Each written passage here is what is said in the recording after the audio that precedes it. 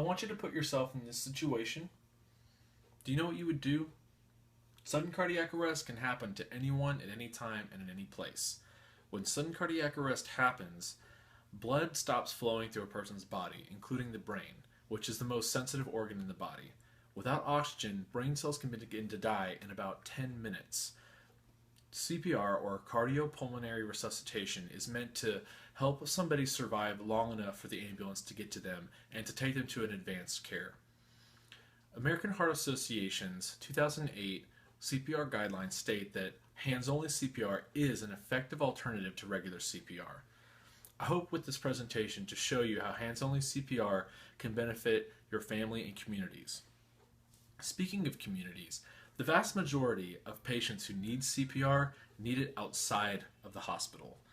This could be at a park, in the mall, or at church. I'm about to show you some statistics that are probably going to shock you a little bit.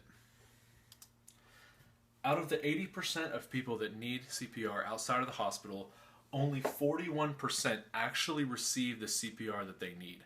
That's 59% of people who are not receiving any care whatsoever. Why is that? Well, the number one reason would be fear. People fear harming the patient. They fear forgetting a step. Maybe it's been a long time since they've taken a CPR class. But a couple of the other problems are a little bit more complex.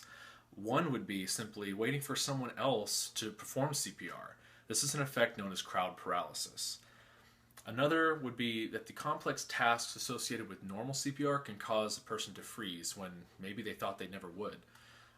Lastly, there is an effect or a infection fear, which would be the fear of performing mouth-to-mouth resuscitation on a person without a appropriate barrier. The solution to all these problems is hands-only CPR. Health and Safety Institute has found that hands-only CPR can actually eliminate some of the apprehension associated with performing CPR by getting rid of the rescue breath step. With simpler tasks, a person is more likely to act, and they're less likely to forget a step. Although simpler, Stony Brook University found out that hands-only CPR is just as effective as normal CPR. In fact, Stony Brook University also found that a bystander who immediately uses hands-only CPR can actually help double or even triple survival rates in a patient. That's huge. We want to get to that point. With this presentation now, I'd like to show you how to perform hands-only CPR. The first step is simply to call 911. What you want to do is stay on the line and talk to the dispatcher as the event is occurring. You want to put one hand, it can be either left or right, on the center of the patient's chest.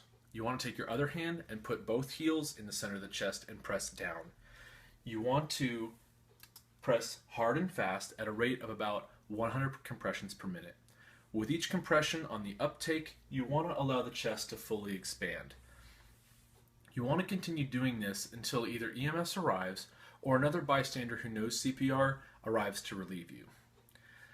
The steps that I've just shown you are so simple you can practice them in your home at about a minute at a time using a pillow. You can even educate your family and friends on how to perform it yourself. If you're interested in instructional videos or looking up a class for actual CPR, I encourage you to go to www.heart.org. In conclusion, hands-only CPR is just as effective as normal CPR. It can eliminate a lot of the apprehension associated with performing regular CPR, and it can double or triple survival rates if performed immediately. Thank you.